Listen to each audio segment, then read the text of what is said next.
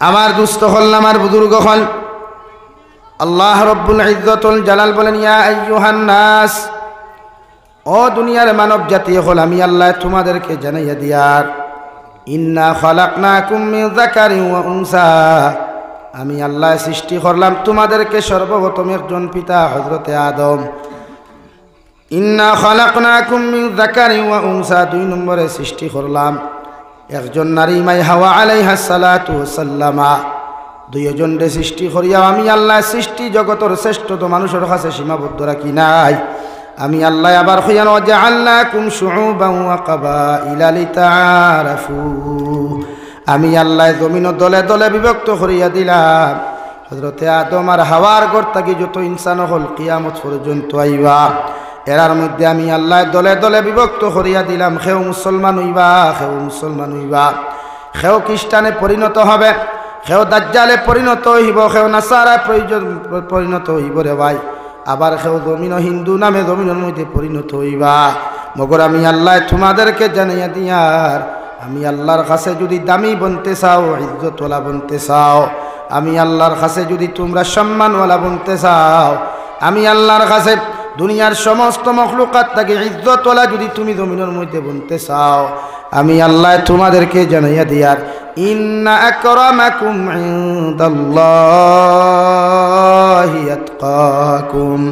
জমিনে যতদিন পর্যন্ত তোমাদের অন্তরে আমার তাকওয়া নামক বস্তু হওয়া যাইব,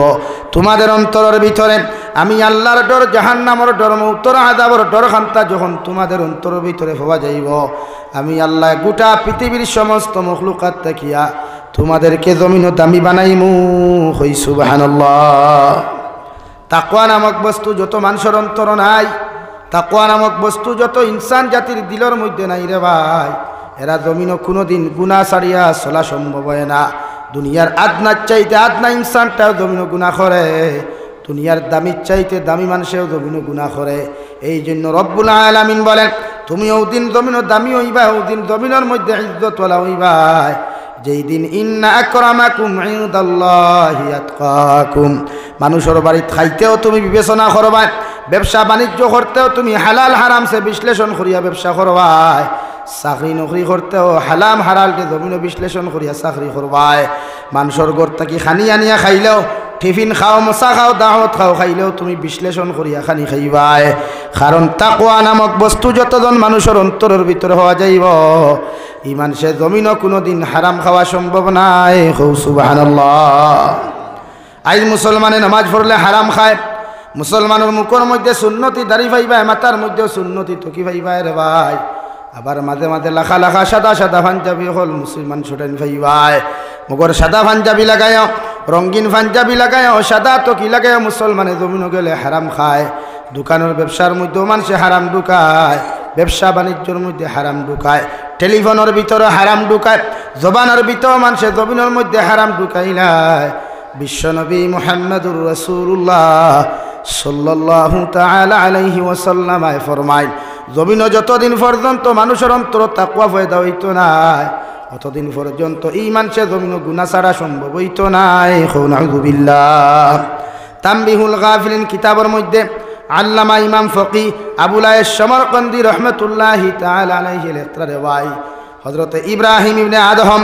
দুনিয়ার সবচাইতে বড় একজন নামি দামি মানুষ আসলা, তো দুনিয়ার বহুত পরে একজন বাচ্চা আসলা,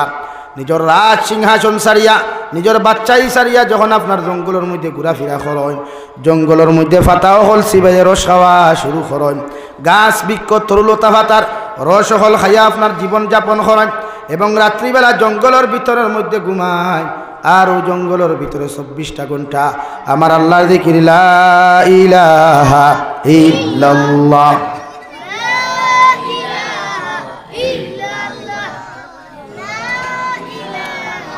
লা ইলাহা ইল্লাল্লাহ মুহাম্মাদুর রাসূলুল্লাহ। উনার খাদিম হলে উনার রাজ সিংহাসন পরিচালনা করার ক্ষেত্রে যখন উনার যত বুটার হল জমিন আসলা, রাস্তা বাই আটিয়া যাইতে দেখলা রে ভাই, রাজ সিংহাসনের মানুষে তানে জিকার, হো আল্লাহর বান্দা ইব্রাহিম ইবনে আদম, জমিনে এত সুন্দর কুরসি তোয়া, এত সুন্দর চেয়ার গুলা তুই, এত সুন্দর সুন্দর দামি দামি তুমি পোশাক গুলা তুইয়া জমিনের মধ্যে তুমি জঙ্গলের মধ্যে কেন আরাম খান্তা খোড্ডায় ইব্রাহিম আদম রহমতুল্লাহি তাআলা আলাইহি ফরমাও আল্লাহর গোলাম হল আমার আল্লাহর তাকওয়া আমার ভিতরে ফয়দা হওয়ার কারণে জাহান্নামের ডর খান্তা আমার দিলের মধ্যে ফয়দা হওয়ার কারণে কবরের আযাব নামক বস্তুর ডর আমার দিলের মধ্যে ফয়দা হওয়ার কারণে আমি ইব্রাহিম আদমের জানে করনা ওরা সিংহাসন বইয়া দেশ পরিচালনা করতাম সুবহানাল্লাহ। আর আমরা নেতা হলরে আমরা দুনিয়ার বর্তমান জমানার সমাজসেবক হলরে ফিটিয়াও গতি থাকিলা মানি যায় না খালি হারাম খাওয়ার মজার কারণে এই হরুতা সাইলেন্স হইয়া বউ নতুবা বাড়ির যাও দুইটা হালত করিও এক সাইলেন্স নতুবা বাড়ি মাত বুঝতে পারছেন ইয়েস এলাই ঠান্ডা হয়ে যাব আমার দুস্থ হল না আমার বুজুর্গ হল উনার বুটা রখলে উনার খাদিম রখলে খেল ইব্রাহিম আদম আপনার কাছে অনুরোধ করিয়ার আপনি জঙ্গলের ভিতরে না হুতিয়াম জঙ্গলের ভিতরে না ঘুমাইয়া পিপিলিকার খামর জুকর খামর না খাইয়া আপনি জমিনের মধ্যে যে রাজ সিংহাসন বইয়া দেশ শান্তা আপনি পরিচালনা করলা আবার আপনি আপনার চেয়ারের মধ্যে বুক গিয়া আর গোটা দেশ ওখানে আপনি শান্তিতে জমিন পরিচালনা করেন ইব্রাহিম আদম রহমতুল্লাহি তাআলা আলাইহি আমার বুটার হল আমি ইব্রাহিম আদমে তোমাদের কাছে বিনম্র অনুরোধ করিয়ার দুইটা সওয়ালের জবাব যদি আমারে দিতে পারো আমি সারাটা দিন দেখি রাজ সিংহাসনের মধ্যে বইয়া গোটা দেশ পরিচালনা করমু হই সুবহানাল্লাহ। আপনারা আমার মাতিটা বুঝতরানি আমার ভাই কিয়াল আছে নি তো ভাই সেইবা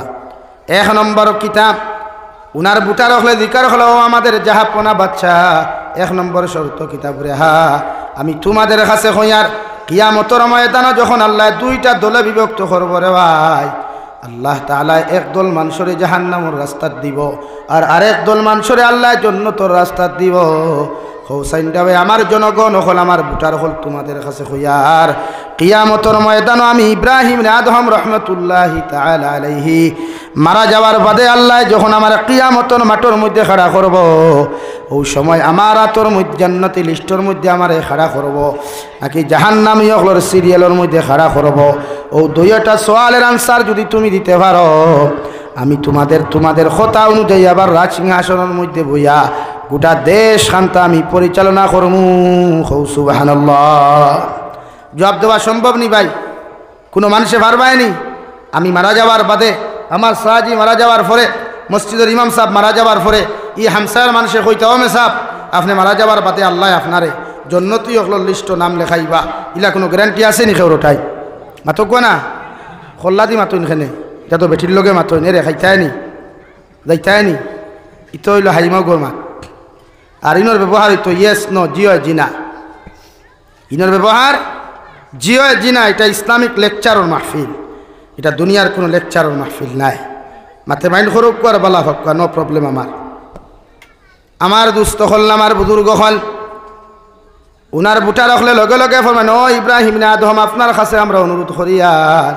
এই জাতর সওয়ালের জবাব তো আমরার পক্ষে দেওয়া সম্ভব নাই আর কিয়ামত পর্যন্ত দেওয়াও সম্ভব হইতো নাই দুই নম্বরে কইলাম আমার যখন তোমরা বিসমিল্লাহি ওয়া আলা মিল্লাতি রাসূলিল্লাহ হইয়া কবরের মধ্যে দাফন করবায়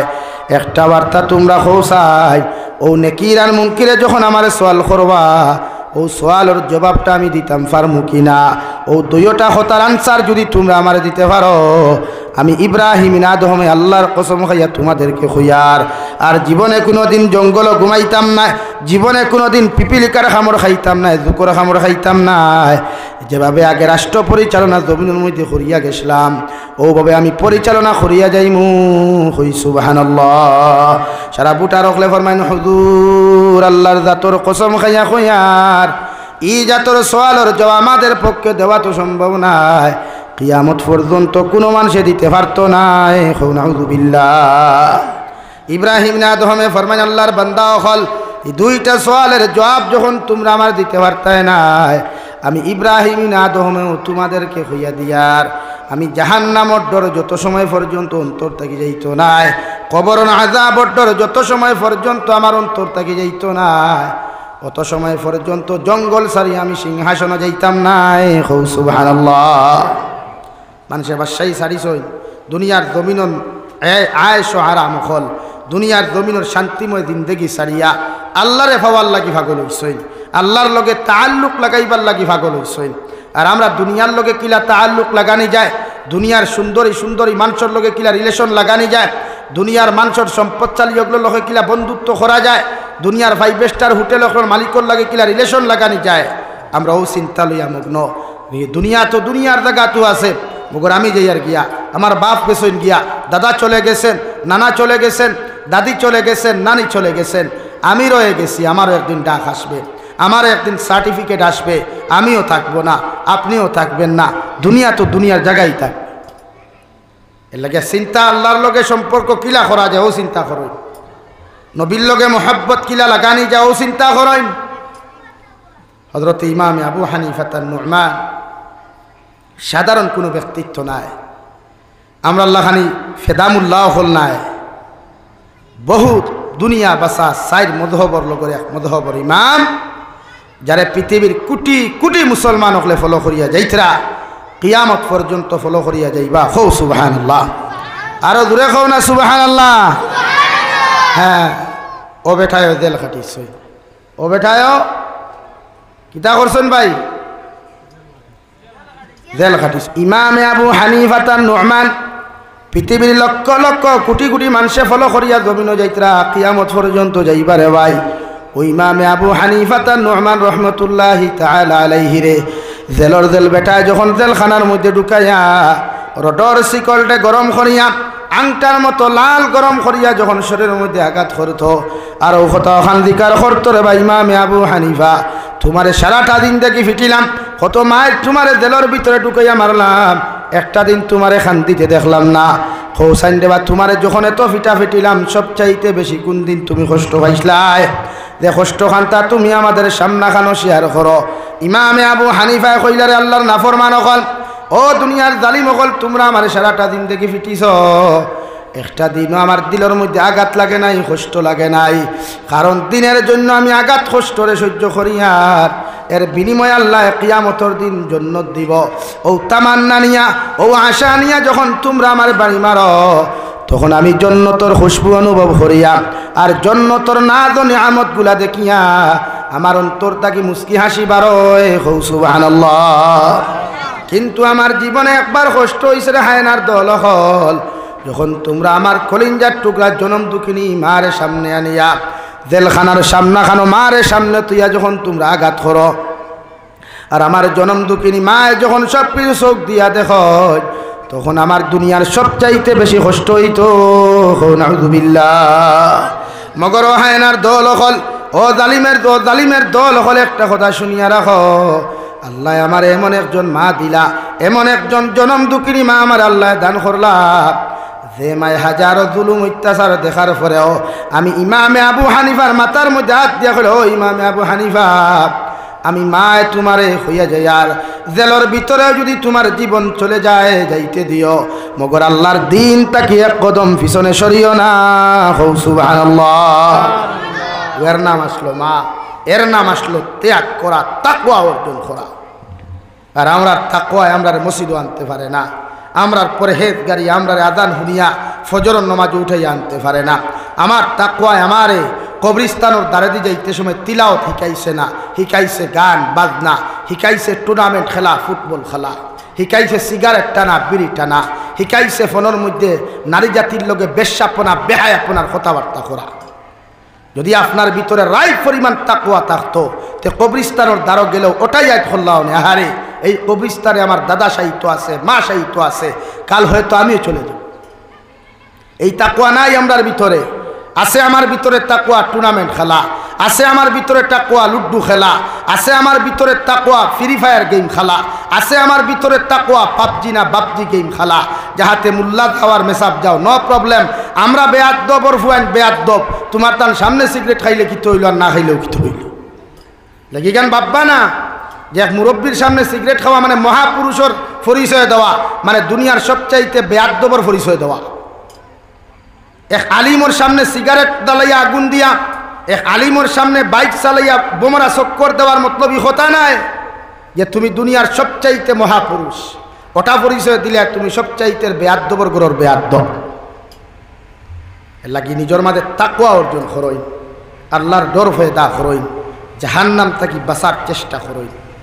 কারণ মালাকুল মউত তো 24টা ঘন্টা আমরা লগে আছে।